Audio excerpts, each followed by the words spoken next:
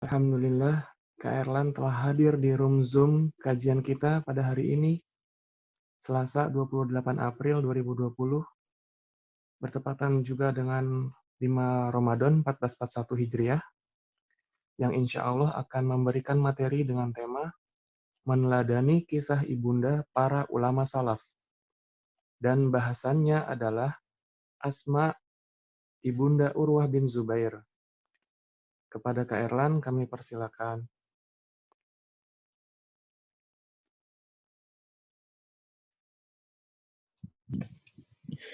Bismillahirrahmanirrahim. Assalamualaikum warahmatullahi wabarakatuh. Alhamdulillahi rabbil alamin. Wabihi nasta'in ala umirid dunya waddin.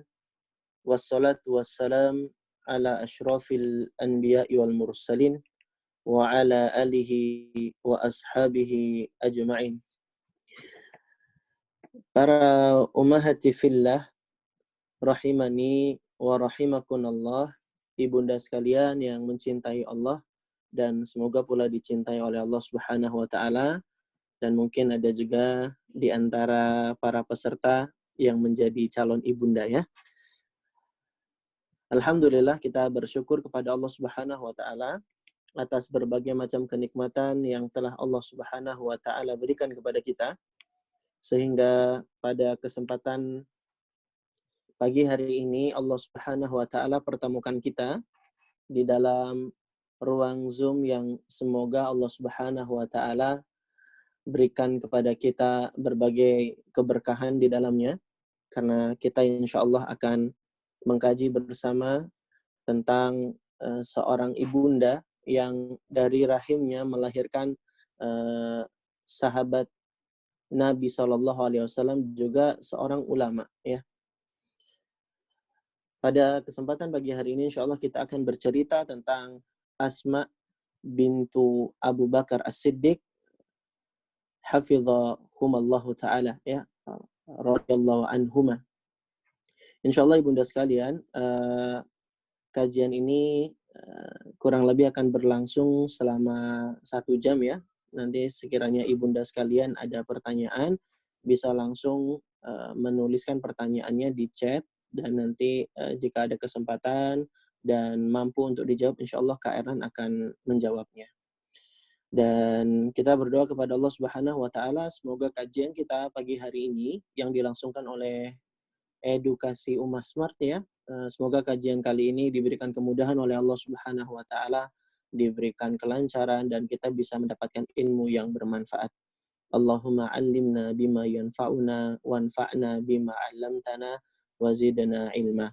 Kita berdoa kepada Allah semoga Allah berikan kefokusan kepada kita dan kemudahan untuk memahami, dan sehingga bisa membuahkan cinta yang makin bertambah kepada seorang ibunda yang bernama Asma bintu Abi Bakar radhiyallahu anha. Baik ibunda sekalian dirahmati oleh Allah Subhanahu wa taala, kita bicara tentang seorang wanita yang sangat mulia ya, yang dia lahir kurang lebih 27 tahun hijrah, dan selisih usianya dengan Aisyah radhiyallahu anha itu sekitar 10 tahun. Karena Asma itu merupakan kakaknya Aisyah ya, akan tetapi dia berbeda ibu. Karena Abu Bakar As-Siddiq itu setidaknya dalam hidupnya menikah 4 kali dengan 4 orang wanita ya. 2 istrinya itu dinikahi sebelum Nabi SAW diutus sebagai Rasul, artinya 2 wanita itu dinikahi ketika masa jahiliyah, dan 2 lagi dinikahi setelah Nabi SAW diutus, artinya setelah Islam ya. Asma ini sendiri, nama ibundanya adalah Kutailah, sehingga ini adalah istrinya Abu Bakar As-Siddiq yang melahirkan 2 orang anak. Yang pertama Asma, yang kedua Abdullah. Ya, yang kedua Abdullah. Nah, ketika Abdullah lahir, beberapa saat kemudian Abu Bakar ceraikan Kutailah. Karena Kutailah ini sendiri dia tidak berkenan untuk mengikuti jejaknya Abu Bakar As-Siddiq untuk masuk Islam, ya. Lalu kemudian Abu Bakar juga menikah dengan Ummu Ruman. Nah, Ummu Ruman ini diajak Abu Bakar masuk Islam, mau dia masuk Islam. Nah, dari Ummu Ruman inilah, dari rahimnya lahir Abdurrahman, yang sebenarnya Abdurrahman ini telat juga masuk Islamnya. Dia baru masuk Islamnya ketika perjanjian Hudaybiyah ya. Dan ketika perang Badar tuh Abdurrahman sebenarnya berperang dia dengan bapaknya Abu Bakar As-Siddiq ya. Makanya Abdurrahman ketika di perang Badar dia berusaha untuk menghindar supaya tidak bertemu dengan bapaknya, yaitu Abu Bakar As-Siddiq radhiyallahu anhu. Kata Abu Bakar, kalau saja ketemu ketika perang Badar akan aku tebas lehermu, gitu kata Abu Bakar ya. Nah, dari Ummu Ruman itu lahir Abdurrahman, lalu kemudian Aisyah yang merupakan istri Rasulullah Shallallahu Alaihi Wasallam ini merupakan anaknya Ummu Ruman. Nah, ini dua istrinya Abu Bakar yang dipinangnya sebelum Islam ya. Kemudian di masa setelah Islam didakwahkan oleh Nabi Shallallahu Alaihi Wasallam, ya, Abu Bakar As-Siddiq menikah dengan dua wanita lagi, yaitu Asma binti Umais, yang ini adalah mantan istrinya Ja'far bin Abi Thalib. Dari Asma binti Umais inilah lahir seorang anak yang bernama Muhammad. Nah, Muhammad ini nanti jadi anak tirinya Ali bin Abi Thalib. Karena Muhammad bin Abu Bakar ini adalah anaknya Asma binti Umais, yang mana Asma binti Umais sepeninggalnya ditinggal wafat Abu Bakar, Asma binti Umais ini menjadi istrinya Ali bin Abi Thalib. Maka wajar Muhammad jadi anak tirinya Ali bin Abi Thalib ya. Lalu Abu Bakar juga menikah dengan Habibah bin Khorijah ya. Yang dari Habibah bin Khorijah inilah Abu Bakar mendapatkan seorang putri bernama Ummu Kalsum ya, yang setelah Nabi wafat nih lahirnya Ummu Kalsum ini, dan dia kelak nanti jadi istrinya Tolhah bin Ubaidillah. Baik, kita kembali lagi ke Asma bintu Abu Bakar. Berarti Asma itu adalah putrinya siapa tadi? Qutailah. Istrinya Qutailah. Yang mana Qutailah sendiri ini bercerai dengan Abu Bakar karena Qutailah tidak mau diajak untuk masuk Islam. Dan adapun anaknya Asma dan juga Abdullah, mereka berdua masuk Islam, ikut jejak bapaknya Abu Bakar As-Siddiq radhiyallahu anhu. Bahkan Asma ini termasuk sahabiah yang pertama-pertama masuk Islam ya. Dia dalam golongan orang as-sabiqunal awwalun. Disebutkan dalam sebuah riwayat, Asma bintu Abu Bakar itu adalah orang yang ke-18 ya. Orang yang ke-18 masuk Islam, menerima dakwah Islam yang dibawa oleh Nabi Muhammad Sallallahu Alaihi Wasallam. Nah, ada cerita unik tentang Asma bintu Abu Bakar dengan ibunya yang bernama Qutailah. Nah, suatu kali ibunya itu, Qutailah, berkunjung ke rumahnya Asma bintu Abu Bakar. Ibunya yang bernama Qutailah tersebut membawakan makanan-makanan untuk dihadiahkan kepada anaknya yang tercinta dan tersayang, yaitu Asma bintu Abu Bakar. Tapi Asma tidak berkenan untuk mempersilahkan ibunya masuk. Karena ketika itu Qutailah, kita ketahui bersama, dia belum memeluk agama Islam ya. Dia tidak menerima ajakan dari Abu Bakar As-Siddiq radhiyallahu anhu. Maka Asma tidak perkenankan ibunya Qutailah masuk ke dalam rumah sampai Asma izin terlebih dahulu untuk bertanya kepada Nabi Muhammad SAW. Bolehkah menerima hadiah, bolehkah menjamu tamu, bolehkah mempersilahkan masuk seorang Qutailah yang masih beragama musyrik ya, dan tidak mau menerima agama Islam. Maka Nabi SAW kemudian menjawab, "Na'am, sili umak." Ya, "Na'am, sili umak." Kata Nabi SAW, iya, berhubunganlah, artinya sambunglah tali silaturahim dengan ibumu, wahai Asma, kata Nabi SAW. Maka berkenaan dengan kisah ini, maka turunlah firman Allah Subhanahu wa taala di surat Al-Mumtahanah ayat yang ke-8. Yang ini asbabul wurudnya berkaitan dengan kisah seorang wanita yang bernama siapa? Asma bintu Abu Bakar, ya. Ada ayat Al-Qur'an yang asbabul wurudnya adalah berdasarkan kisahnya Asma bintu Abu Bakar. Di mana Allah Subhanahu wa taala berfirman, لا ينهكم الله عن الذين لم يقاتلوكم في الدين ولم يخرجوكم من دياركم أن تبروهم وتقسطوا إليهم إن الله يحب المقسطين. Di surat Al-Mumtahanah ayat yang ke-8, Allah Subhanahu wa taala firmankan bahwa Allah tidak melarang kamu berbuat baik dan berlaku adil terhadap orang-orang yang tidak memerangimu dalam urusan agama dan tidak mengusir kamu dari kampung halamanmu. Sesungguhnya Allah mencintai orang-orang yang berlaku adil. Inilah asbabul urud atau asbabun nuzul ya, lebih tepatnya kita katakan sebab turunnya ayat surat Al-Mumtahanah yang ke-8 ini, yaitu kisahnya Asma bintu Abu Bakar yang meminta izin kepada Nabi SAW untuk diperkenankan menerima hadiahnya Kutailah, ibunya yang masih musyrik, ya. Maka hikmahnya, ibunda sekalian dirahmati oleh Allah Subhanahu wa taala, ada hikmah yang bagus sekali yang bisa kita petik dari kisah di poin yang pertama ini, bahwa kepada ibu yang notabene dia beragama tidak Islam, kepada ibu yang dia masih kafir, untuk ibu yang seperti itu saja kita masih diperintahkan untuk berbuat baik.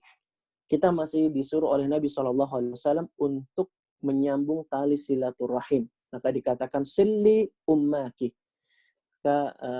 Sambunglah tali silaturahim dengan ibumu, kata Nabi SAW. Maka untuk ibu yang tidak beragama Islam, untuk ibu yang beragama kafir saja, kita diperintahkan untuk menyambung tali silaturahim, apalagi dengan ibu kita yang seagama, apalagi dengan ibu kita yang sama-sama memeluk Islam. Tentu kita lebih-lebih lagi diperintahkan untuk berbakti, berbuat baik, dan menyambung hubungan yang baik kepada ibu-ibu kita. Ya, baik itu yang sifatnya ibu kandung ataupun ibu karena status hubungan pernikahan, yaitu ibu mertua. Nah, ini biasanya jadi PR bagi sebagian besar menantu di zaman sekarang, karena mereka terkadang banyak sekali yang justru malah bermusuhan dengan ibu mertuanya. Mereka perhitungan kalau kepada ibu kandung sendiri mereka bersemangat memberikan hadiah yang terbaik, tapi kalau untuk ibu mertua mereka betul-betul perhitungan ketika memberikan suatu hadiah pemberian. Maka ibunda sekalian, ummahati fillah, akhwati fillah rahimani wa rahimakumullah, dari sini kita mengambil pelajaran pentingnya berbuat baik kepada ibu kita sendiri, ya. Maka ini kisah dari Asma bintu Abu Bakar yang menjadi sebab turunnya di surat Al-Mumtahanah ayat yang ke-8, karena dia diperkenankan oleh Rasulullah SAW untuk menerima hadiah dari ibunya yang bernama siapa? Kutailah, ibunya Asma. Kalau ibunya Aisyah tadi siapa namanya? Ummu Ruman, ya, Ummu Ruman. Ini ibunya Aisyah.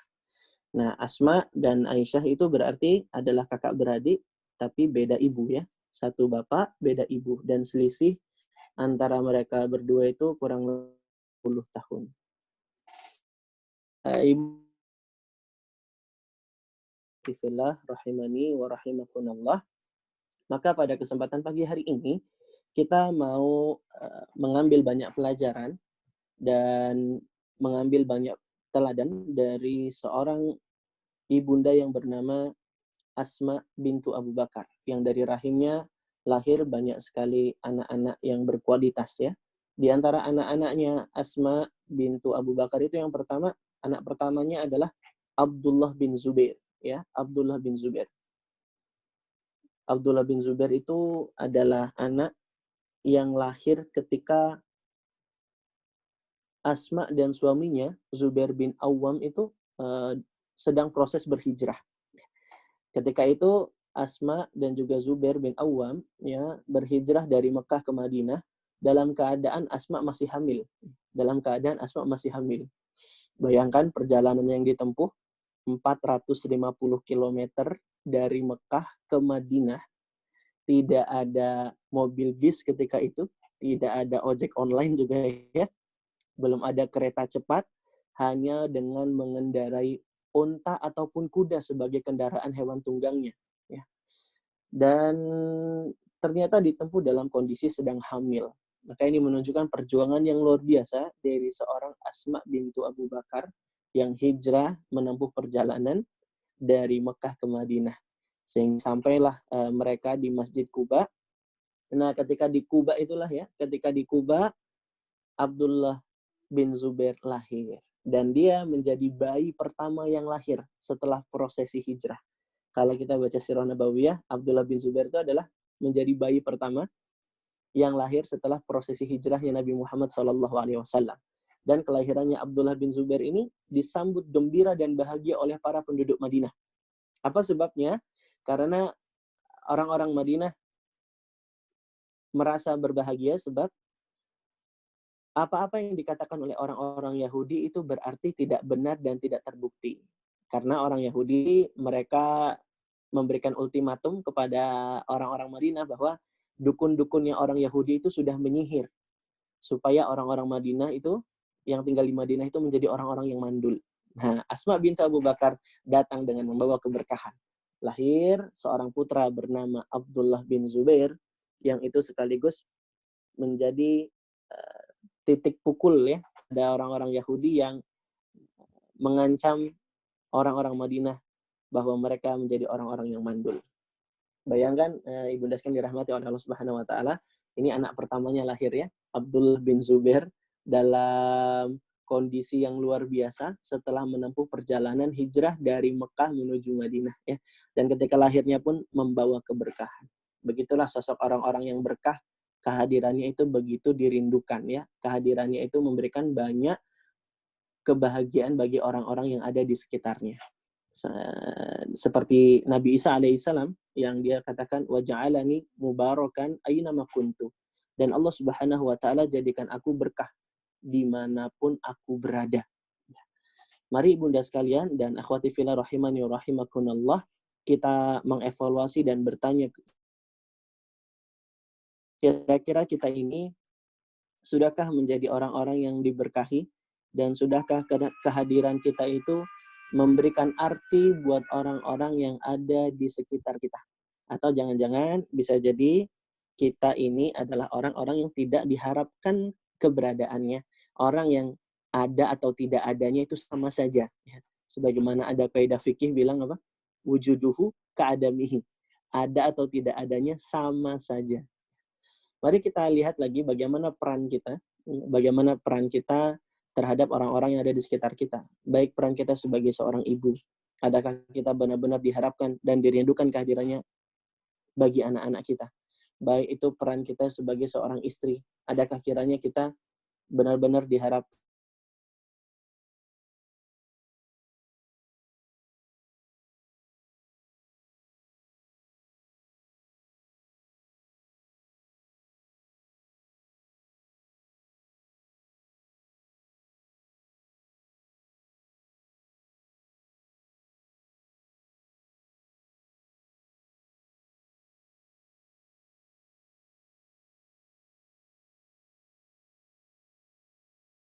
dia jadi istri, dia membantu suami, dia mendidik anak. Nanti kita ceritakan lebih detail tentang Asma bintu Abu Bakar ini. Tapi yang ingin Kak Erlan jelaskan yang pertama, bahwa kita lihat dulu siapa-siapa saja anak dari Asma bintu Abu Bakar ini ya. Tadi anak pertamanya siapa namanya? Abdullah bin Zubair. 20 tahun setelahnya, lahirlah anak yang kedua yang namanya Urwah bin Zubair. Nah, ini yang kita angkat jadi judul kajian kita pada kesempatan pagi hari ini. Asma bintu Abi Bakar, ibundanya Urwah bin Zubair. Urwah bin Zubair ini tidak seberuntung kakaknya yang bergelar sahabi, karena Abdullah bin Zubair masih berjumpa dengan Rasulullah, sehingga Abdullah bin Zubair dikategorikan sebagai sahabat Nabi Shallallahu Alaihi Wasallam. Akan tetapi kalau Urwah bin Zubair, dia tidak berjumpa dengan Nabi, sehingga Urwah bin Zubair menjadi tokoh tabi'in, ya, artinya generasi yang hidup setelah zaman sahabat, ya. Dia tidak bertemu Nabi tapi bertemu dengan para sahabat Nabi, ya. Dia tidak bertemu Nabi tapi bertemu dengan para sahabat Nabi. Urwah bin Zubair. Di antara anak-anak dari Asma bintu Abu Bakar yang lainnya selain Abdullah dan Urwah itu ada Muhajir, ada Al-Munzir, ada Ummu Hasan, ada Khadijah, Aisyah, dan Asim. Jadi kurang lebih ada 8 anak Asma bintu Abi Bakar, ya. Ada 8 anaknya, dan mungkin yang lebih akrab di telinga kita adalah 2 nama yang pertama, yaitu Abdullah bin Zubair dan Urwah bin Zubair. Dan dari 2 nama itu mungkin kita bisa gali nanti hikmah-hikmah secara terperinci dari sosok Asma bintu Abi Bakar. Karena ibunda sekalian dirahmati oleh Allah Subhanahu wa taala, kalau kita pengen lihat bagaimana kualitas seorang ibu, maka tengoklah bagaimana kualitas anaknya. Orang anak itu pasti mewariskan sifat-sifat, karakter, dan tabiat dari ibundanya.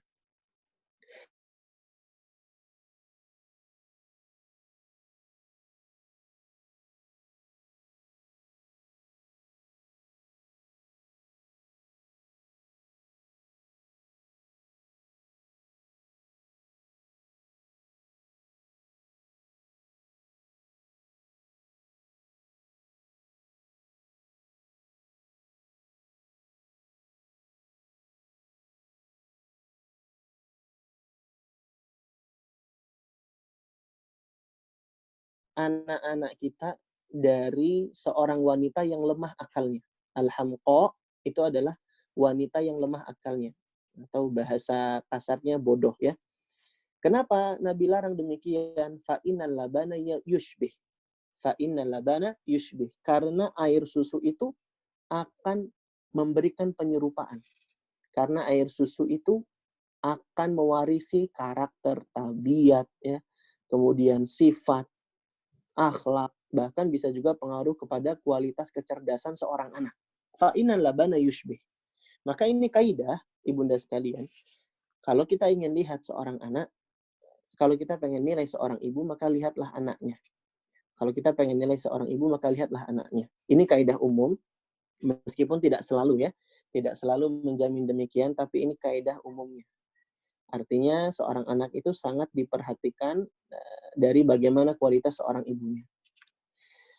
Terkait kalimat naha Rasulullah Shallallahu Alaihi Wasallam antustardoa alhamqa fa inna labana yushbih tadi, ini sebenarnya merupakan hadis yang mursal, ya. Hadis yang mursal. Mursal itu istilah dalam mustalah hadis, ibunda sekalian. Hadis mursal itu maknanya adalah dia merupakan sebuah hadis, tapi ada jalur yang terpotong, yaitu di mana para tabi'in langsung menukil berita dari Rasulullah Shallallahu Alaihi Wasallam, tapi tanpa melewati jalur sahabat. Ya, tapi tanpa melewati jalur sahabat. Zaid As-Sahmi ini sebenarnya dia adalah ulama tabi'in, ya. Dan dia meriwayatkan hadis ini, ya, sebagaimana yang disebutkan oleh Al-Baihaqi dalam Sunan Kubronya, bahwa di jalur periwayatan ini Zaid As-Sahmi itu tidak menyebutkan nama sahabat. Padahal kan tadi definisinya tabi'in itu tidak berjumpa dengan Nabi, tapi dia berjumpanya dengan sahabat. Nah, Zaid As-Sahmi ini dalam riwayat ini menyebutkan langsung dari Nabi. Padahal dia tidak berjumpa Nabi. Artinya ada nama sahabat yang tidak disebut di sini. Nah, inilah yang namanya hadis mursal. Kalau kata Imam Asy-Syafi'i, kita boleh berdalil dengan hadis mursal ini. Nah, hadis mursal itu boleh dijadikan hujjah, tapi dengan syarat. Dengan syarat. Nah, syaratnya itu misalnya si tabi'innya ini orangnya thiqah, orangnya dipercaya, orangnya amanah, ya, orangnya adil, ya, dia dobet, hafalannya juga bagus. Kemudian dia didukung jalur-jalur periwayatan yang lainnya. Nah, tentang hadis menyusui ini ternyata didukung juga oleh riwayat-riwayat yang lainnya, sehingga dikatakan derajat hadis ini adalah hasan li ghairihi. Oleh karenanya kita boleh berdalil dan berhujjah dengannya. Ala kulli hal, kita ingin culik satu kalimat dari hadis tadi. Fa innal labana yushbih. Karena sesungguhnya air susu itu memberikan penyerupaan. Ya. Air susu ibu itu memberikan penyerupaan untuk anaknya. Baik itu dalam hal tabiat, karakter, sifat, dan lain hal sebagainya. Oleh karenanya, ibunda sekalian, kita tidak berpanjang-panjang lebar, dikali tinggi, terlalu bermuluk-muluk membahas tentang riwayat hadis ini, tapi kita cuma ingin cuplik kalimat fa'innal labana yushbih. Karena sesungguhnya air susu itu berpengaruh, ya, dia memberikan penyerupaan kepada anak-anaknya. Air susu seorang ibu itu pengaruh kepada kualitas seorang anak. Makanya ketika kita pengen jelaskan bagaimana luar biasanya ibundanya para ulama yang satu ini, yang namanya Asma bintu Malik, Asma bintu Abu Bakar radhiyallahu anha ini, maka kalau kita pengen jelaskan sosok wanita ini, maka tidak usah jauh-jauh, kita lihat bagaimana kualitas anak-anaknya saja. Ya, kita akan gali riwayat-riwayat yang ada dari kisahnya Asma bintu Abu Bakar ini lewat anak-anaknya. Baik, ibunda sekalian, para akhwati fillah rahimani wa rahimakunallah. Yang pertama, perlu diketahui bahwa Asma bintu Abu Bakar itu adalah wanita yang pintar. Wanita yang pintar. Dari mana kita tahu dia adalah wanita yang pintar? Mari kita lihat anak-anaknya. Pertama, kita sebutkan ya, Abdullah bin Zubair. Anak pertamanya itu adalah salah satu dari 4 Abdullah yang cerdas. Dikenal ada 4 Abdullah yang menjadi sahabat Nabi SAW yang sangat cerdas. Siapa saja 4 Abdullah itu? Abdullah bin Abbas, Abdullah bin Amr bin As, Abdullah bin Umar, dan satu lagi siapa? Abdullah bin Zubair. Ya, Abdullah bin Zubair ini meriwayatkan 33 hadis dari Rasulullah SAW. Dari anak pertama saja kita sudah tahu ibunya seberkualitas apa. Abdullah bin Zubair lahir dari rahimnya. Lalu bagaimana dengan Urwah bin Zubair? Ulama tabi'in yang satu ini adalah ulama yang juga pintar. Ya, dia termasuk salah satu 7 fuqaha Madinah. Ya, bahkan Urwah bin Zubair bin Awam ini adalah seorang penasehat dari Khalifah Umar bin Abdul Aziz. Ya. Imam Az-Zuhri berkomentar tentang Urwah bin Zubair. Imam Az-Zuhri memberikan testimoni bahwa Urwah bin Zubair itu adalah orang yang ilmunya seluas samudra. Bagaimana tidak? Urwah bin Zubair itu tumbuh di lingkungan keluarga yang penuh dengan ilmu. Bibinya siapa? Aisyah radhiyallahu anha. Ibunya siapa? Asma bintu Abu Bakar. Ayahnya siapa? Zubair bin Awam. Kakeknya siapa? Abu Bakar As-Siddiq. Jadi Asma ini sendiri memang orang wanita yang merupakan orang yang istimewa ya, karena dia menggabungkan beberapa keistimewaan sekaligus di dalam dirinya. Ayahnya Abu Bakar As-Siddiq, manusia terbaik setelah Rasulullah SAW. Kakeknya juga merupakan seorang sahabat, Abu Quhafah. Abu Quhafah ini kakeknya Asma yang masuk Islamnya ketika peristiwa Fathul Makkah ya, ketika peristiwa Fathul Makkah. Lalu kemudian Asma ini suaminya juga sahabat Nabi yang sudah dijamin dengan surga, yang merupakan hawarinya Nabi, orang kesetiaannya Nabi. Siapa dia? Zubair bin Awwam. Ya, anaknya Abdullah bin Zubair juga seorang sahabat. Ya. Sehingga Asma ini adalah wanita yang istimewa. Ya. Dan kita simpulkan bahwa Asma itu adalah wanita yang pintar. Dilihat dari siapa? Dari anak-anaknya. Karena kayak apa tadi? Fa'innal labana yushbih. Karena sesungguhnya air susu ibu itu memberikan pengaruh kepada anak. Lihat bagaimana anak-anaknya. Abdullah bin Zubair jadi anak yang cerdas. Bahkan tidak hanya cerdas ya, Abdullah bin Zubair itu orang yang sangat pede, ya, percaya diri. Pernah suatu kali Abdullah bin Zubair itu sedang jalan bersama teman-teman sebayanya ya. Dia sedang bermain, bercengkrama dengan teman-teman sebayanya. Ada tiba-tiba seorang Umar bin Khattab yang datang melintas. Teman-temannya Abdullah bin Zubair itu langsung kabur, ngacir. Langsung tiba-tiba kaget gitu ya. Kayak ketemu Umar bin Khattab itu kayak ketemu siapa gitu. Langsung kabur, langsung nyumput, langsung sembunyi. Tapi beda dengan Abdullah bin Zubair. Dengan kecerdasannya, dengan percaya dirinya, dia lempeng-lempeng saja gitu ya. Jalan apa adanya, tidak takut, tidak gentar. Maka Umar bin Khattab pun bertanya kepada Abdullah bin Zubair, apa gerangan yang membuat seorang anak ini kok jadi berani tidak sebagaimana teman-teman yang lainnya. Maka Abdullah bin Zubair katakan, saya bukan orang yang salah. Saya bukan orang yang salah, sedangkan jalan juga luas. Kenapa saya harus lari-lari dan pergi? Kata dia begitu. Maka Umar bertanya, ini anaknya siapa ini? Oh, ternyata anaknya Zubair bin Awam. Ya, pantas saja sosoknya jadi seperti ini. Lihat, Abdullah bin Zubair anak yang cerdas. Urwah bin Zubair juga merupakan anak yang cerdas ya. Dia jadi siapa tadi? Salah satu 7 fuqaha Madinah. Demikian pula dengan Asma bintu Abu Bakar. Karena anaknya seberkualitas itu, tentu ibunya juga berkualitas. Asma itu juga wanita yang pintar. Dia meriwayatkan 58 hadis. Sebagaimana yang diterangkan oleh Imam Az-Zahabi ya. Dalam kitabnya Syiar Alam An-Nubala, diterangkan bahwa Asma bintu Abu Bakar itu meriwayatkan 58 hadis. Lalu apa-apa saja contoh kepintaran dari seorang Asma bintu Abu Bakar? Mari kita simak ceritanya. Kisah yang pertama yang menunjukkan kecerdasan seorang Asma bintu Abu Bakar adalah kisah pintarnya beliau dalam memuluskan langkah hijrah bapaknya dan juga Rasulullah SAW. Ketika itu Nabi Muhammad SAW dan Abu Bakar As-Siddiq radhiyallahu an sudah membulatkan tekad untuk berhijrah dari Mekah menuju kota Madinah, sehingga membuat orang-orang musyrikin itu menjadi gempar. Ya, mereka benar-benar mencari-cari sosok Nabi Muhammad dan sahabatnya Abu Bakar untuk mereka bunuh dengan segera. Apalagi rencana pembunuhan itu menjadi batal ketika mereka tahu bahwa yang menggantikan posisi tidurnya Nabi Muhammad SAW adalah Ali bin Abi Thalib. Itu artinya Nabi Muhammad telah pergi bersama Abu Bakar As-Siddiq radhiyallahu anhu.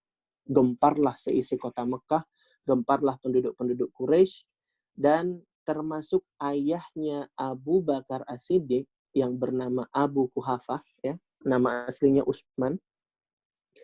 Abu Quhafah ini kemudian mendatangi rumahnya Abu Bakar As-Siddiq, dan di situ dia bertemu dengan Asma. Abu Quhafah sudah tahu bahwa anaknya yang bernama Abu Bakar itu pergi berhijrah bersama Rasulullah. Dan Abu Quhafah pun katakan kepada Asma bintu Abi Bakar, "Wallahi, inni la arahu qad faja'akum bimalihi ma'a nafsih." Kakeknya Asma, Abu Quhafah bilang, "Demi Allah, inni la arahu, aku melihat bapakmu itu, ya, Abu Bakar As-Siddiq, telah memberi kalian musibah dengan harta dan dirinya." Asma bintu Abu Bakar mendengar pernyataan ini kemudian menimpali, "Kalla ya abati, innahu qad taraka lana khairan katsira." Sekali-kali pun tidak, wahai kakekku. Innahu qad taraka lana khairan katsira. Sungguh aku melihat bahwa ayah kami ini sudah memberikan dan meninggalkan kebaikan yang banyak kepada kami. Lalu si Asma kembali melanjutkan, fa akhadtu ahjaran fataraktuha fawada'tuha fi quwwatil bait. Lalu aku mengambil batu-batu dan aku tinggalkan batu tersebut dan ditaruh di sebuah lubang, di mana di lubang tersebut biasanya Abu Bakar menaruh harta-harta simpanannya. Ya. Kemudian summa wada'tu 'alaiha thauban. Kemudian batu-batu yang ditaruh di lubang itu dilapisi dengan pakaian, dengan kain. Summa akhadtu biyadihi. Lalu kemudian kata Asma, aku ambil tangan kakekku. Lalu kemudian Asma berkata, "Ya abati, do' yadak ala hadzal mal." Wahai kakekku, coba taruh tanganmu di atas tempat penyimpanan harta ini. Tadi kan apa yang dilakukan Asma? Dia ambil batu-batu kerikil, lalu kemudian ditaruh di lubang, dilapisi dan diselimuti dengan kain, dengan pakaian ya. Lalu kemudian kakeknya disuruh memegang. Kakeknya ini, Abu Quhafah itu kan adalah orang yang buta ya, sehingga dia tidak tahu realita yang sebenarnya. Ketika dia pegang, disuruh pegang sama si Asma ya, do' yadaka ala hadzal mal. Lalu kemudian si Asma melanjutkan perkataannya, fawadha'a yadahu alaihi faqal la ba'sa in kana qad taraka lakum hadza faqad ahsana wa fi hadza lakum balagh. Kata kakeknya setelah dia pegang lubang tempat Abu Bakar menyimpan harta, oh la ba'sa, kalau begitu tidaklah mengapa jika dia meninggalkan untuk kalian berupa harta-harta ini. Sungguh dia telah berbuat baik dan dengan ini cukup untuk kalian. Lalu kemudian Asma pun berkata, la wallahi ma taraka lana syai'an walakinni qad aradtu an uskina syaikha bidzalika. Demi Allah tidak, Abu Bakar itu sebenarnya tidak meninggalkan untuk kami sedikit pun harta. Namun aku hanya ingin menenangkan hati kakekku dengan itu. Lihat bagaimana cerdasnya Asma bintu Abu Bakar untuk memuluskan langkah hijrah ayahnya yang tercinta. Ya. Dan ini bukan berbohong, ini bukan berdusta. Ya. Tapi Asma ingin memberikan sebuah insight kepada kakeknya, ya, bahwa ayahnya itu adalah orang yang baik dan dia ingin melancarkan proses hijrah ayahnya Abu Bakar yang berpindah dari Mekah menuju Madinah. Begitulah wanita yang cerdas, dia akan sigap dalam bertindak, ya, dia akan cepat dan tepat untuk menata kata, mengatur lisannya, dan juga dia tepat dalam berbuat. Sebagaimana dalam prosesi hijrah juga, ya, Asma bintu Abu Bakar itu juga dengan kecerdasan dan kebaikan akalnya, dengan kesempurnaan akalnya, dia membantu melancarkan proses hijrah bapaknya dengan menyiapkan bekal-bekal, ya. Bersama adiknya yaitu Aisyah radhiyallahu anha, Asma itu masak, menyiapkan makanan untuk bekal ayahnya berhijrah. Bahkan menyiapkannya itu dengan sangat cepat. Mari biarkan Aisyah sendiri yang bercerita kepada kita. Apa kata Aisyah radhiyallahu anha? Fajahazna huma ahatsal jihazi wada'na lahuma sufrah fi jirab. Kami ketika itu, kata Aisyah, kami, yaitu Aisyah dan Asma, ya, benar-benar mempersiapkan bagi bapak kami itu bekal dengan cepat dan sigap. Ahatsal jihaz, dengan cepat, dengan semangat, dengan sigap. Kami membuat untuk keduanya sufrah. Sufrah itu apa ya artinya, ya? Sufrah itu kayak semacam tempat membawa makanan untuk musafir.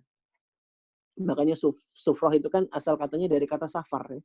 Jadi sufrah itu artinya adalah tempat membawa makanan bagi musafir. Nah, kalau di zaman sekarang sufrah ini sudah bergeser.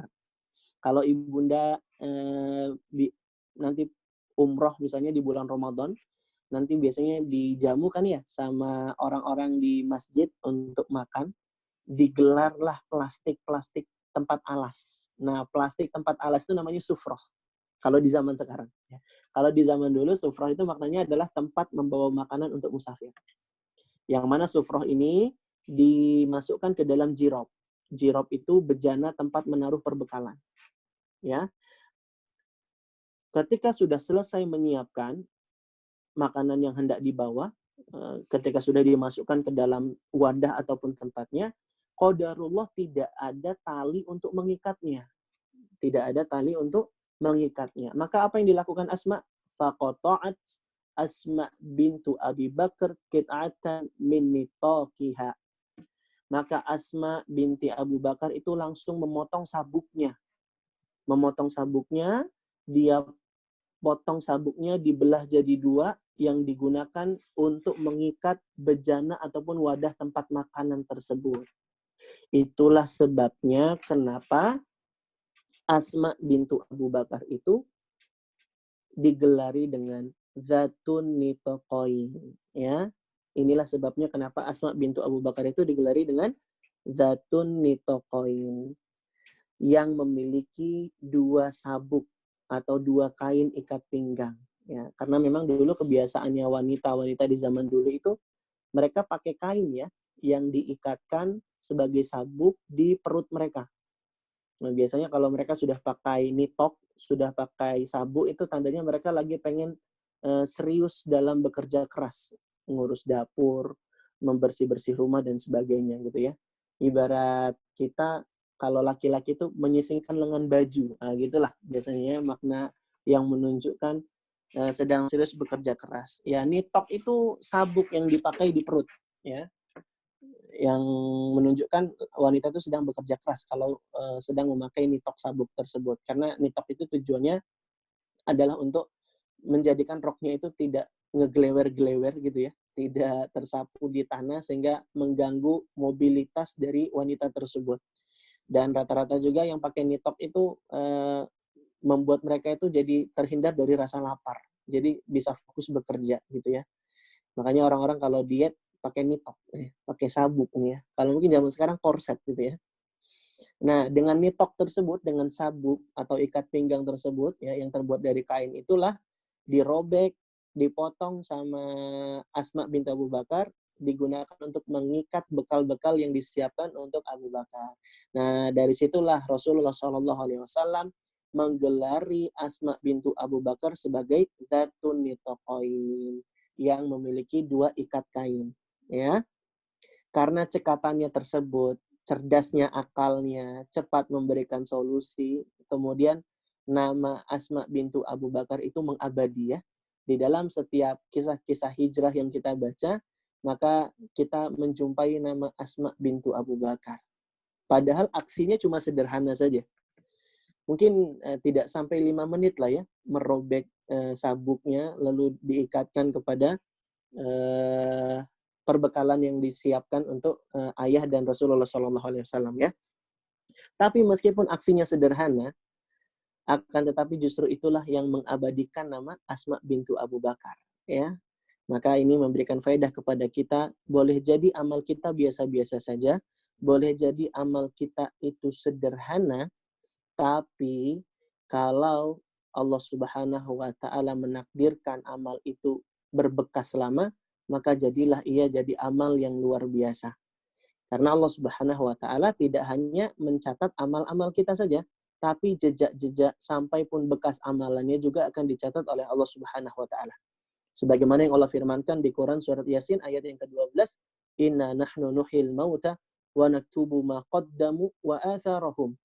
Sesungguhnya kamilah yang menghidupkan kembali orang-orang yang mati, wa naktubu ma qaddamu, dan kami yang akan mencatat apa-apa yang telah mereka perbuat, wa atharahum, sampai pun bekas-bekasnya, jejak-jejaknya juga akan mengabadi, dicatat di sisi Allah Subhanahu wa taala. Maka ini memberikan pelajaran kepada kita, ibunda sekalian, selain Asma itu cerdas, Asma itu juga dia benar-benar memanfaatkan momen untuk bersemangat beramal. Oleh karenanya kita harus juga pandai mencari amalan-amalan yang bermanfaat buat kita, yang bisa mengabadikan jejak-jejak amal kita. Ya, makanya yang tidak boleh meremehkan kebaikan sekecil apapun. La tahkiranna minal ma'rufi syai'an. Janganlah kalian, kata Rasul, meremehkan kebaikan sekecil apapun. Nah, kita belajar ini dari Asma bintu Abu Bakar ya, yang dia cuma melakukan aksi sederhana, tapi kemudian mendapatkan gelaran yang mulia dari Rasulullah SAW, orang yang paling mulia, Dzatun Nitaqain, wanita yang memiliki dua ikat kain ya, Masya Allah. Maka ini kisah yang menguatkan kesimpulan pelajaran kita yang pertama, yaitu Asma itu adalah wanita yang pintar ya. Terlihat dari anak-anak yang pintar, dan juga terlihat dari banyaknya riwayat hadis yang sudah disampaikan, yaitu 58 hadis, dan terlihat juga kepintaran Asma dari bagaimana sigapnya ia dalam bertindak ya. Yang pertama tadi kisahnya dalam meyakinkan kakeknya Abu Quhafah ya. Lalu kemudian juga sigapnya dan cerdasnya Asma bintu Abu Bakar mencari solusi ya. Dimana ketika perbekalannya butuh untuk ditutup dan diikat, dia langsung robek sabuknya, sehingga dia digelari dengan Dzatun Nitaqain. Baik, itu faedah yang pertama ya Ibunda ya, tentang karakter dari Asma bintu Abu Bakar, yang dia sangat pintar dan cerdas. Yang kedua, Asma bintu Abu Bakar itu ya, Asma itu adalah wanita yang tegar dan tabah. Tegar dan tabah ya. Mari kita lihat, kalau kita pakai kaidah tadi, fa innal labana yushbih tadi ya, sesungguhnya air susu itu memberikan penyerupaan ya, berpengaruh pada anak-anaknya. Mari kita lihat dulu bagaimana anak-anaknya. Apakah anak-anaknya ini adalah orang yang tegar dan tabah? Ya. Kita lihat ke tokoh yang bernama Urwah bin Zubair ya, anak keduanya Asma bintu Abu Bakar ini. Urwah itu ya, sebagaimana dijelaskan dalam kitab Al-Bidayah wan Nihayah, Urwah itu adalah orang yang gemar beribadah. Dia rajin berpuasa. Baca Quran itu 4 hari khatam. Dan dia selalu mengerjakan sholat malam. dalam seumur hidupnya cuma sekali saja dia kelewatan sholat malam, yaitu saat malam hari di mana kakinya diamputasi. Syahdan, kakinya Urwah bin Zubair itu kena penyakit kulit ya, sehingga membusuk dan mau tidak mau harus dipotong atau diamputasi. Kalau tidak dipotong, penyakitnya itu bisa menjalar ke seluruh tubuh. Maka datanglah para tabib, dokter-dokter, ya, dan juga orang-orang ramai-ramai mengerumunginya. Ya. Tujuannya orang-orang ramai datang itu adalah untuk memegang badannya Urwah bin Zubair, supaya kalau ketika kakinya dipotong dia tidak meronta-ronta. Urwah bin Zubair tidak suka dengan cara ini. Tidak perlu repot-repot melibatkan banyak orang jika ingin memotong kakinya, mengamputasi kakinya. Ya. Kata Urwah, biarkan saya sholat, silahkan kalian potong kaki saya ketika saya sedang sholat. Ya. Nah, ketika sholat itu dia tersibukkan dengan bacaannya, dia tersibukkan dengan berkomunikasi kepada Allah Subhanahu wa Ta'ala, sehingga rasa sakit ketika dipotong kakinya itu tidak terhiraukan oleh Urwah bin Zubair. Setelah prosesi amputasi atau pemotongan kakinya itu selesai, lalu kemudian minyak zaitun dibakar, disiram ya ke potongan kaki yang masih tersisa. Tujuannya apa? Untuk memberhentikan darah yang mengalir deras. Nah, ketika disiram dengan minyak zaitun panas itu, Urwah bin Zubair lantas pingsan, ya, lantas pingsan. Nah, ketika siuman, Urwah bin Zubair berkata, laqad lakina min safarina hadza nasabah. Urwah bin Zubair menukil firman Allah di surat Al-Kahfi ya.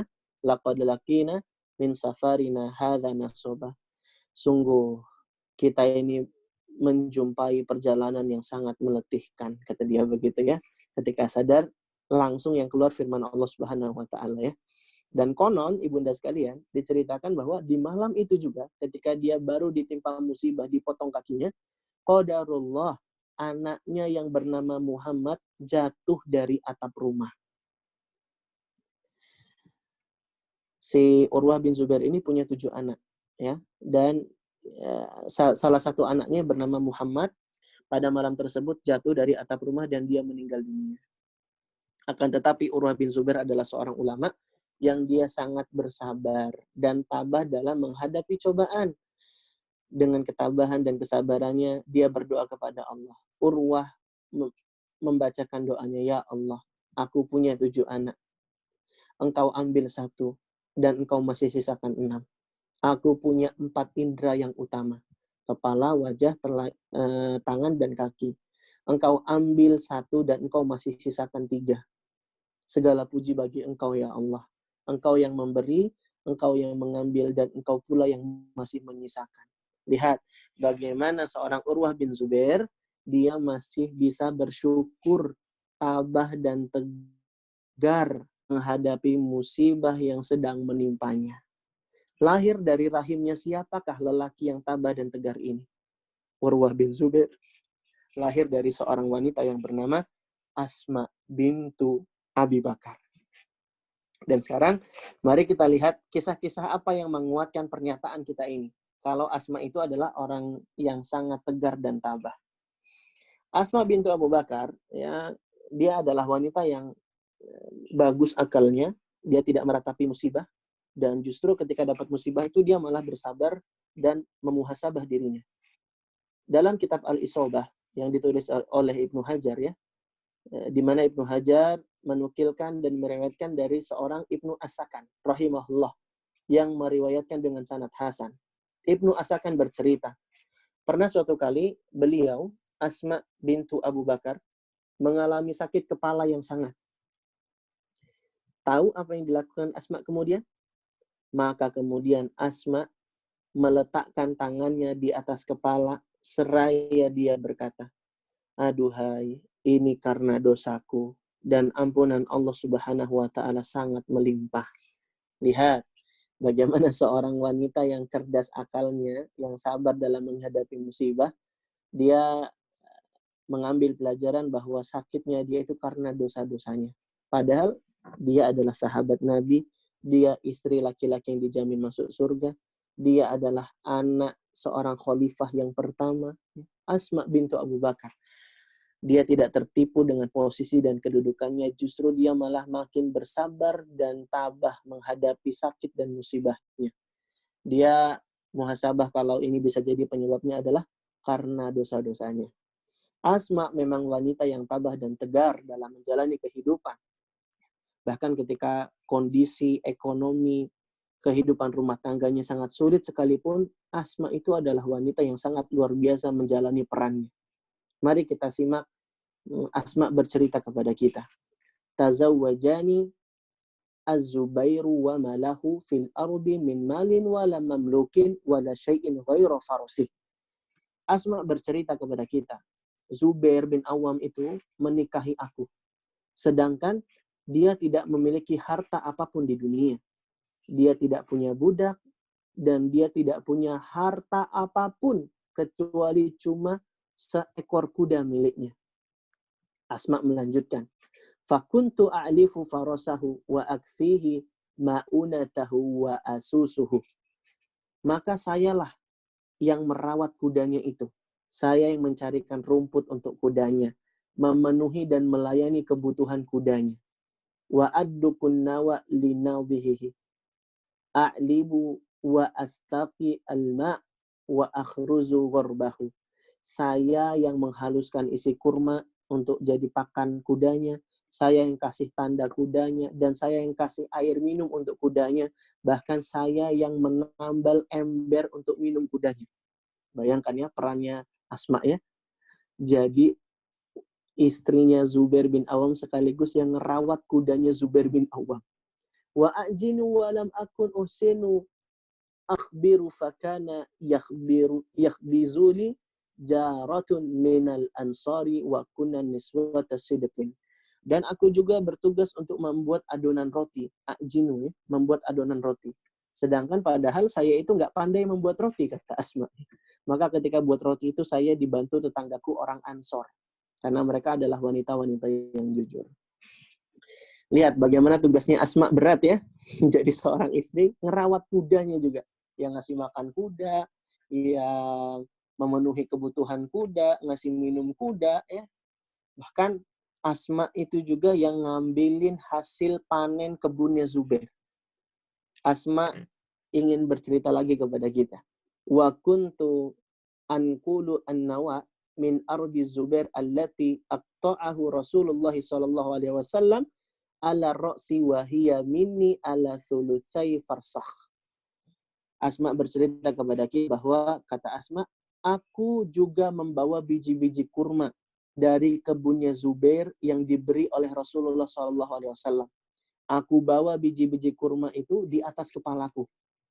Dan aku menempuh perjalanan dari kebunnya Zubair ke rumah itu sejauh 3 farsakh.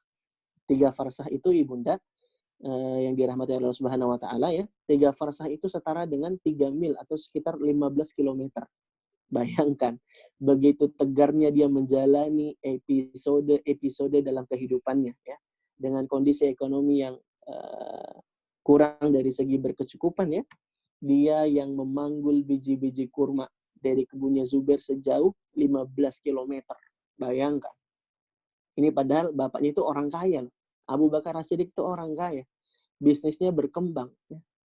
Tapi dia bersabar dan tabah dalam menjalani kehidupannya. Thumma qala liyahmilani khalfah. Nabi Muhammad SAW melihat Asma bintu Abu Bakar itu kasihan.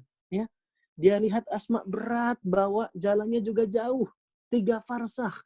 Maka kemudian Nabi katakan, itu maknanya ngasih kode ke hewan tunggangannya Nabi untuk turun sejenak, supaya mempersilahkan Asma ikut naik kendaraannya Nabi. Atau kalau kita terjemahkan, kemari gitu ya. Liyahmilani khalfahu ya. Maksudnya Nabi SAW itu beliau menginginkan dan menyediakan hewan tunggangan di belakang beliau supaya bisa ditumpangi oleh Asma bintu Abu Bakar. Jadi pengen membonceng Asma bintu Abu Bakar karena Nabi melihat kasihan kepada Asma ya. Dia bawa biji kurma sejauh 3 farsakh, jauh jaraknya.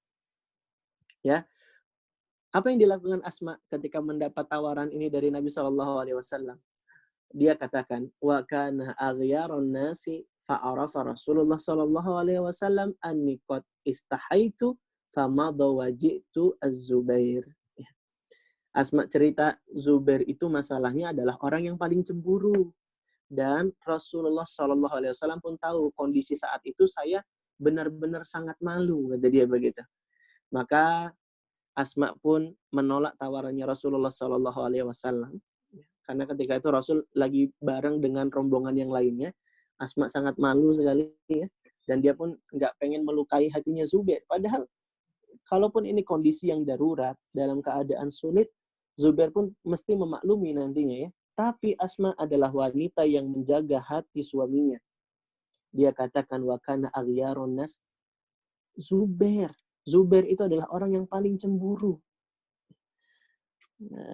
Karena Rasulullah tahu kalau Asma itu malu, ya, maka kemudian Rasul pun melanjutkan perjalanannya, dan Asma pun lalu kemudian melanjutkan perjalanannya pula dengan masih memanggul biji-biji kurma dengan menempuh perjalanan sejauh 3 farsakh itu tadi. Masya Allah ya. Lalu kemudian melihat kejadian ini, ya, Abu Bakar As-Siddiq ya, sampai-sampai mengirimkan seorang pembantu untuk Asma karena kasihan sama anaknya ya. Asma sendiri yang katakan, hatta arsala ilayya Abu Bakrin ba'da dzalika bi khadimin. Sampai-sampai karena kejadian itu Abu Bakar mengirimkan seorang pembantu untukku. Fakafatni siyasatal farasi faka'anna ma'ataqani. Setelah kejadian itu, ya, pembantu yang membantu si Asma itu benar-benar berperan. Dan dia tugasnya menggantikan peran si Asma untuk merawat kuda. Maka kemudian Asma mengatakan, faka'an nama a'taqoni. Aduh, seolah-olah hadirnya pembantu itu membuat aku merdeka. Kata dia begitu ya. Merdeka dari tugas-tugas yang cukup berat yang dijalaninya selama ini. Ini menunjukkan apa? Asma itu wanita yang tegar dan tabah. Ya. Hikmahnya apa dari kisah ini, ibunda sekalian? Inilah Asma ke Abu Bakar. Gelas-gelas kaca yang tidak rapuh dan tidak gampang pecah. Dia tabah dan tegar menjalani kehidupan. Dia rangkap semua tugas itu dengan baik. Ya. Bayangkan tugasnya luar biasa loh ini. Ngerawat kuda, bawain biji kurma sejauh 3 farsakh. Ya. Dia jadi istri melayani kebutuhannya Zubair bin Awam. Dan dia juga jadi ibu yang bisa mencetak anak-anak berkualitas seperti Abdullah bin Zubair dan Urwah bin Zubair. La haula wa la quwata illa billah. Ini menunjuk bagaimana berkahnya seorang wanita yang bernama Asma bintu Abi Bakar. Ya. Dia jadi istri yang menjaga diri, menyenangkan suami. Dia juga mendidik anak sebaik-baiknya. Bahkan dia membantu pekerjaan suami. Masya Allah. Inilah teladan kita, sahabiah Asma bintu Abu Bakar. Yang sudah selayaknya ketika mendengar cerita demi cerita darinya, membuat kita jadi makin cinta kepada sosok ibunda para ulama yang satu ini. Yaitu Asma bintu Abu Bakar yang menjadi ibunya Urwah bin Zubair. Ya. Dan juga, ibunda sekalian, ya, Asma itu adalah orang yang dermawan. Dia sangat gemar bersedekah. Ingat, kaidah kita tadi apa? Fa'inal labana yushbih. Ya. Kalau susu itu memberikan pengaruh pada anak.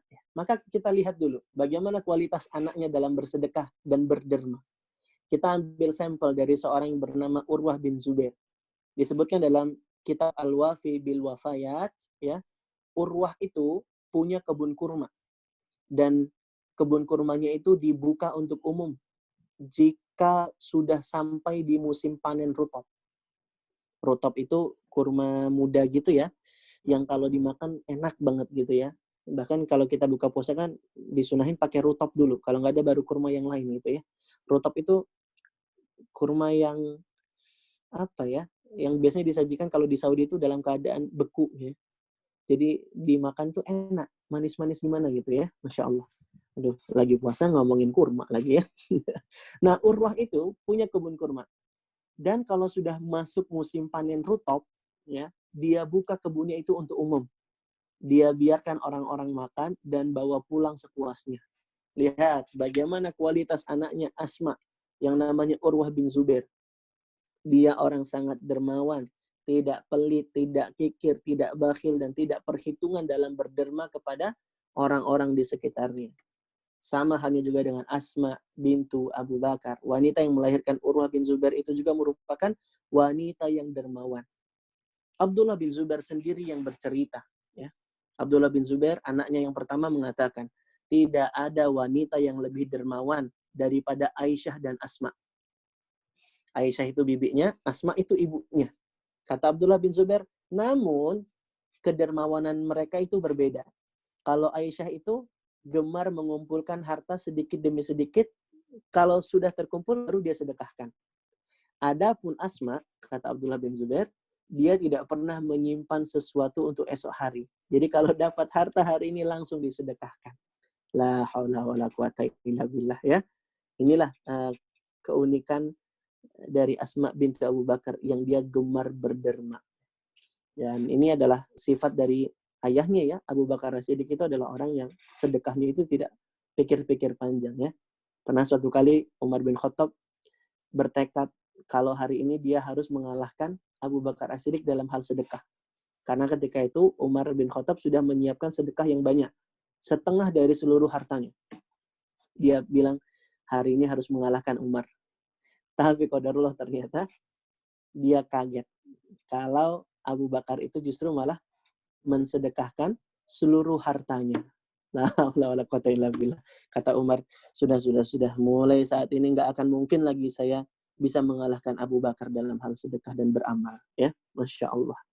Nah, ini sifat berderma dari Abu Bakar As-Siddiq itu turun juga kepada Aisyah dan Asma. Asma adalah wanita yang dermawan, suka berderma. Pernah suatu kali Asma itu jual budaknya, ya. Asma jual budaknya, lalu dia dapat uang dari hasilnya. Kemudian suatu kali Zubair bin Awam itu sedang butuh uang. Maka Zubair bin Awam pun meminta hasil penjualan budak kepada Asma bintu Abu Bakar. Dia berharap dikasih uangnya dan berharap Asma masih simpan uangnya. Tapi apa kata Asma?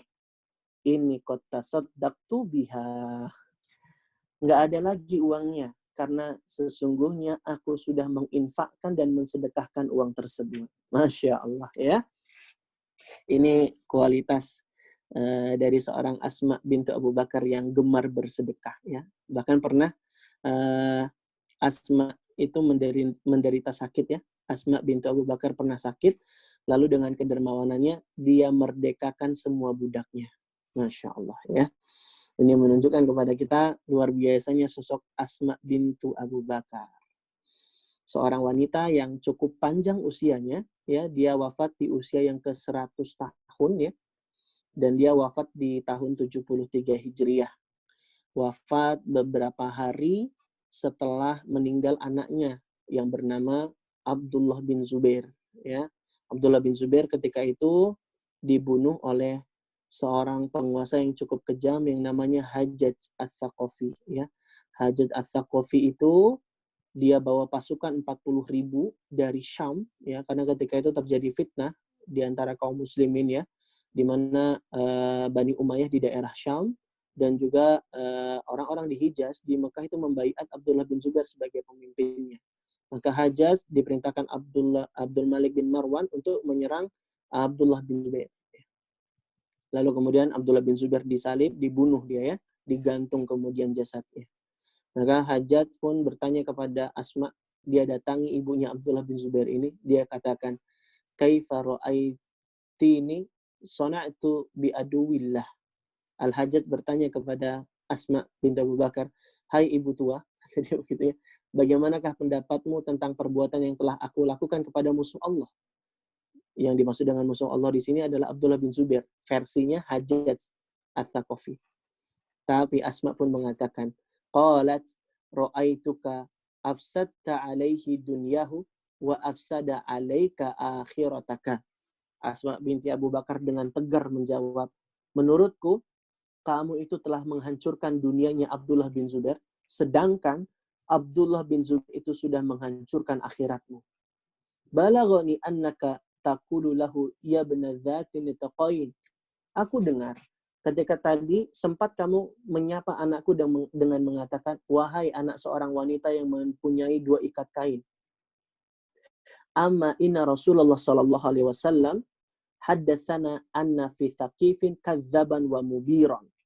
Ketahuilah wahai Hajjaj, kata Asma, ya, sesungguhnya Rasulullah SAW pernah memberitahukan kepada kami bahwa di Thaqif itu, di daerah yang namanya Thaqif itu, ada seorang pembohong dan seorang perusak, pembuat onar dan pembinasa. Pembohong tersebut telah kami ketahui, kata Asma. Adapun untuk yang merusak dan membinasakan itu, kami tidak punya prasangka lain selain engkau, wahai Hajjaj Ats-Tsaqafi, pelakunya.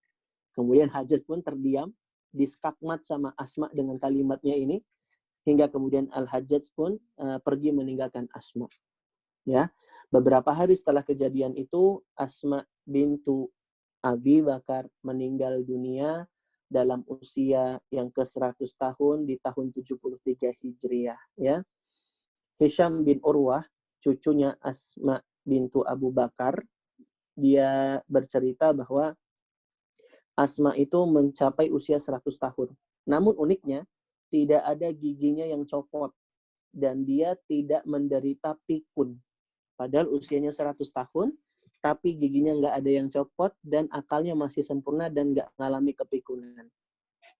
Apa hikmah dari sini, ibunda sekalian? Hikmah yang bisa kita dapat di sini adalah betapa orang-orang yang menjaga Allah itu, maka Allah yang akan menjaganya. Ya, makanya dikatakan ihfazillaha yahfazka. Orang-orang yang menjaga agama Allah, maka Allah akan menjaganya. Asma bintu Abi Bakar adalah wanita yang menjaga agama Allah. Dia meriwayatkan 58 hadis. Dia mencetak anak-anak yang berkualitas, yang bermanfaat untuk agama dan kaum muslimin. Ya, dia menjaga agama Allah, maka wajar saja ketika tua, Allah yang menjaganya. Giginya tetap utuh dan akalnya tetap sehat, sempurna, tidak mengalami kepikunan. Asma bintu Abu Bakar termasuk wanita sahabiah dari kalangan muhajirin yang paling terakhir meninggal dunia. Maka ini menunjukkan kepada kita bahwa pentingnya kita selalu menjaga Allah, ya. Apalagi mumpung kita masih muda, kita harus bersemangat menjaga agama Allah Ta'ala, biar nanti Allah yang menjaga kita ketika tua. Sebagaimana kisahnya ini, ya. Siapa pakar fikih Syafi'i itu? Abu Syuja. Ya, Abu Syuja pernah bercerita, dia bisa melompat dengan lompatan yang jauh, sehingga dia bisa selamat, gitu ya. Padahal lompatan yang jauh tersebut tidak bisa dilakukan oleh pemuda yang kekar ototnya. Ketika ditanya, wahai Syekh, kenapa engkau bisa melompat sejauh itu? Kenapa kok bisa selamat? Ya, bisa melakukan lompatan sejauh itu? Maka Abu Syuja katakan, ini karena ketika muda aku menjaga Allah, maka ketika tua Allah yang menjagaku. Masya Allah, ya. Maka ibunda sekalian dirahmati Allah Subhanahu Wa Taala, inilah diantara kisah yang bisa kita sampaikan dari sosok sahabiah ibundanya para ulama yang bernama siapa? Asma bintu Abi Bakar radhiyallahu anha. Demikianlah ibunda sekalian, ummahati fillah, akhwati fillah, rahimani wa rahimakumullah. Kajian kita membahas tentang Asma bintu Abi Bakar, ya. Dan semoga bermanfaat dan membuat kita jadi makin cinta dengan sahabat Nabi radhiyallahu anhum ajma'in.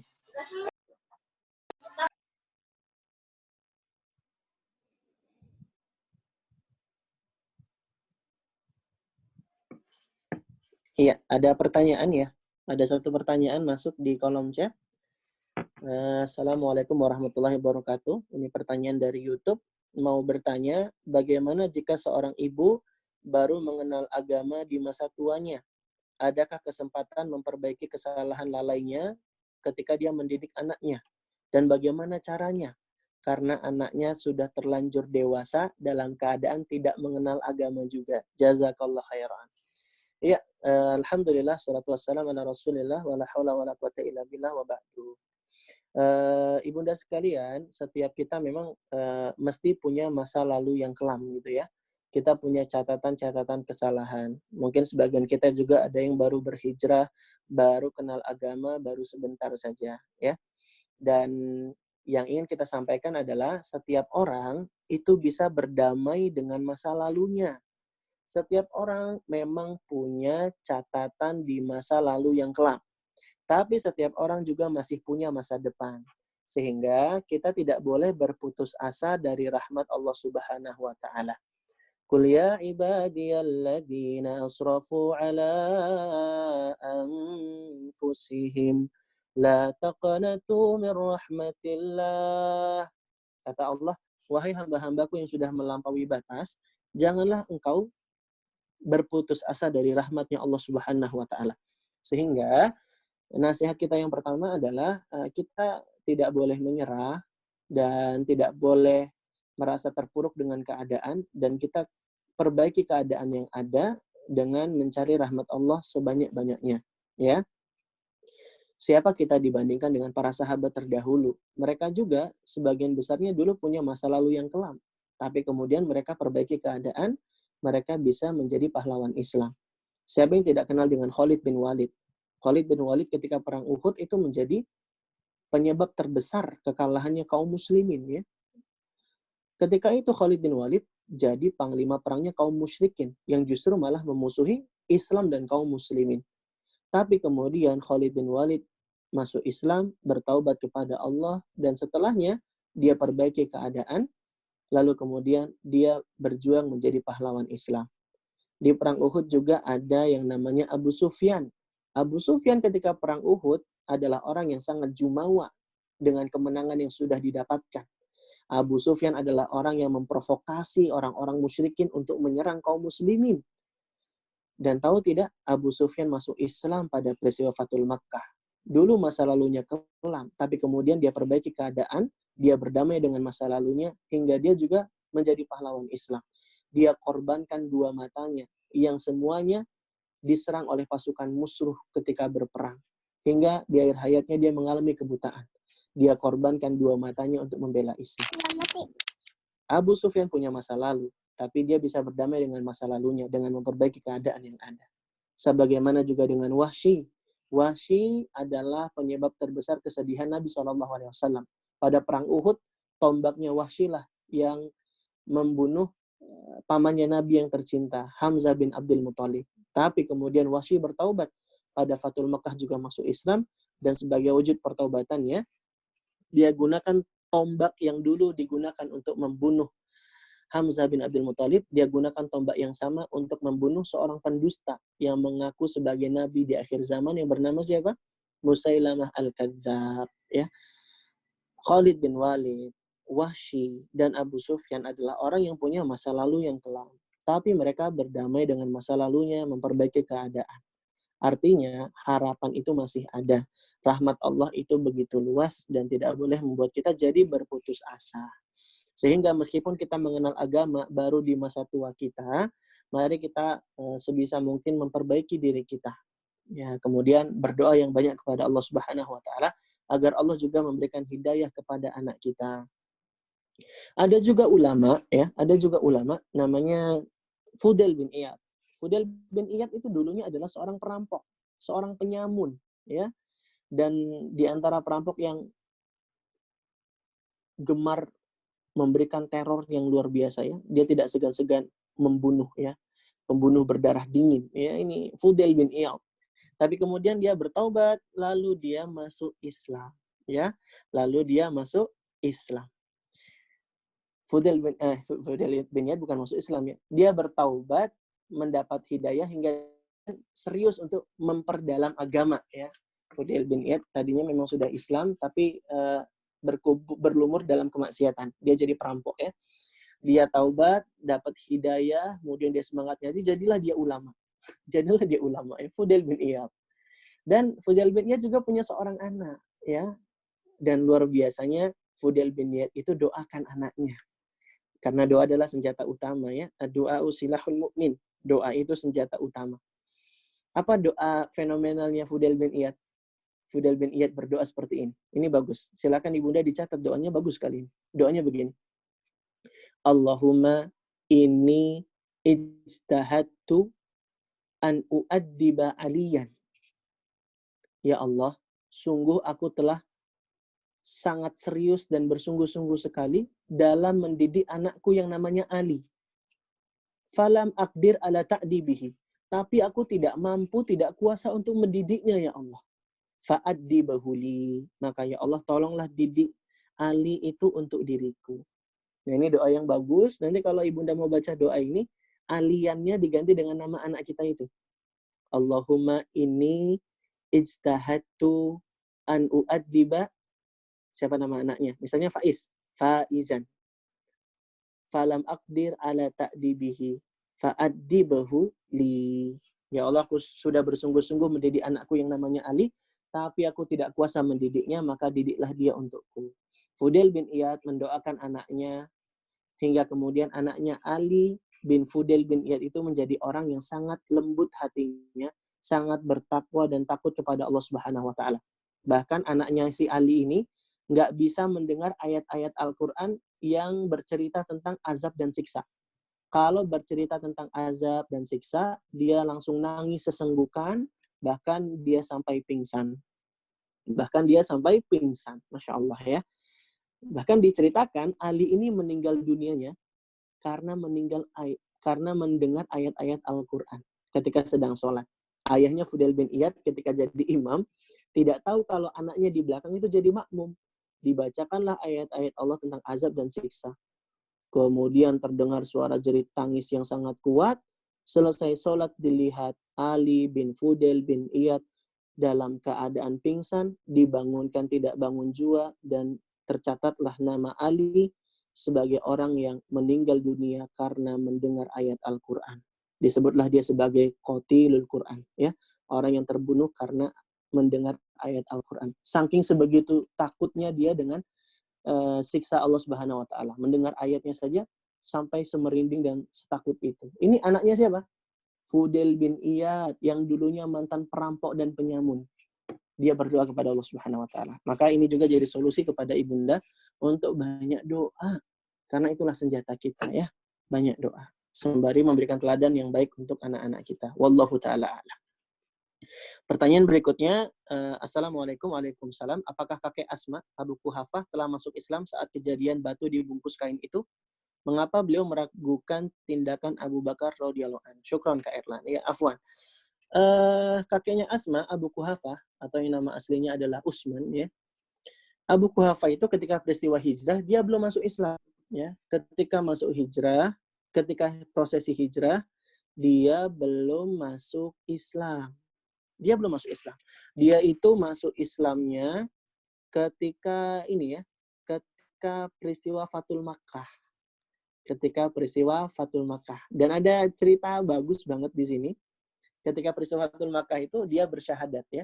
Dan dia langsung mendatangi Rasulullah dan anaknya Abu Bakar. Nah, di sini ada ketawaduan Nabi. Nabi bilang, biarkanlah orang tua itu di rumahnya, biar saya yang akan mendatanginya, gitu ya. Ini tawaduknya Nabi.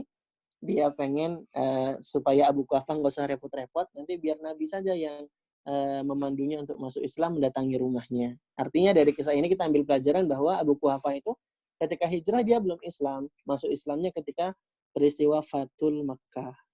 Begitu. Iya. Ya, pertanyaan berikutnya, pertanyaan YouTube. Bagaimana caranya para sahabiah sabar kepada anak, ya, tidak mudah marah kepada anak? Waduh, ini kendala ibunda di zaman now ya. Apalagi sekarang sedang wabah corona. Jadi banyak quality time kebersamaan dengan anak, sehingga mau tidak mau lebih mudah dan terpancing untuk marah. Maka yang pertama, kita harus tahu dulu, rukun dalam beramar ma'ruf nahi mungkar itu ada 3. Kata Ibnu Taimiyah, rukun dalam amar ma'ruf nahi mungkar itu ada 3. Amar ma'ruf nahi mungkar itu kan ya sama seperti kita mendidik dan mengajarkan anak kita ya. Itu kan bagian dari amar ma'ruf nahi mungkar. Rukunnya ada 3. Yang pertama ilmu, yang kedua sobru, sabar, yang ketiga rifku, lemah lembut. Jadi hukum asalnya dalam mengajar itu dengan kelemah lembutan, bukan dengan marah-marah. Ya, bukan dengan marah-marah. Makanya Nabi katakan, la taghdab walakal jannah. Janganlah kamu marah, maka bagimu surga. Ya. Karena kebiasaan penduduk surga itu juga, mereka nggak suka marah-marah. Yang suka teriak-teriak itu adalah penduduk neraka. Oleh karenanya bunda-bunda sekalian yang punya jargon baiti jannati, rumahku surgaku, maka jauhkanlah rumah kita itu dari teriakan-teriakan. Kalau adanya teriakan-teriakan, adanya marah-marah, itu tanda rumahnya nggak kayak surga. Nggak buat betah orang-orang yang ada di dalamnya. Dan lagi pula, ada penelitiannya ya, dari Dr. Les Elliot kalau tidak salah, menyebutkan bahwa satu bentakan dan amarah terhadap anak itu bisa mematikan 10 juta sel otak anak. Bayangkan ya, sebesar itu pengaruhnya ya. Kita tidak mutlak melarang yang namanya marah. Ada kalanya marah diperkenankan. Tapi hukum asalnya itu dengan kelemah lembutan. Dan harus sabar. Namanya juga terhadap anak ya. La tagdob wa la jannah. Dan caranya menghindari marah adalah ya banyak sekali ya. Baca sirah-sirah para ulama terdahulu. Bagaimana mereka bisa menahan amarahnya gitu kan ya. Bagaimana mereka bisa mengontrol emosinya. Pernah dengar kisahnya ini tidak? Ali bin Al-Husain. Ketika itu ada budaknya lagi bawa wadah minuman, minumannya tumpah kena Ali, terus wadahnya juga jatuh sampai-sampai melukai Ali bin Al-Husain.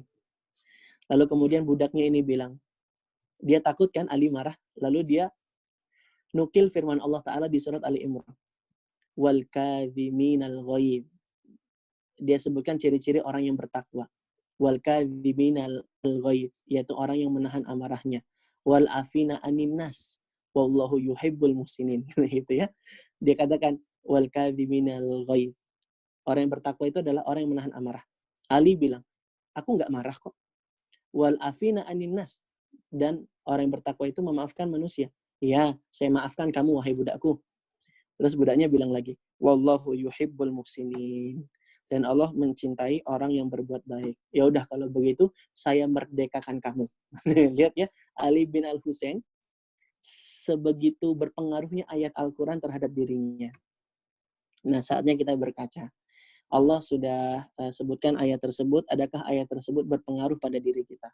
Ya, oleh karenanya ibunda sekalian, penting sekali untuk mengontrol emosi supaya tidak marah kepada anak-anak kita ya. Karena anak-anak kita itu nanti takutnya karakternya juga jadi suka marah seperti kita kan gitu. Ya. Wallahu taala alam. Ya, semangat ya ibunda sekalian ya, semoga Allah memudahkan dan memberikan taufik kepada kita jadi orang tua yang tidak suka marah. Pertanyaan YouTube. Bagaimana caranya para sahabiah sabar kepada anak? Oh, sudah ini ya. Oh, berarti sudah terjawab semua ya. Alhamdulillah. Semoga bermanfaat ibunda sekalian, para ummahat, para aba yang menyimak kajian ini.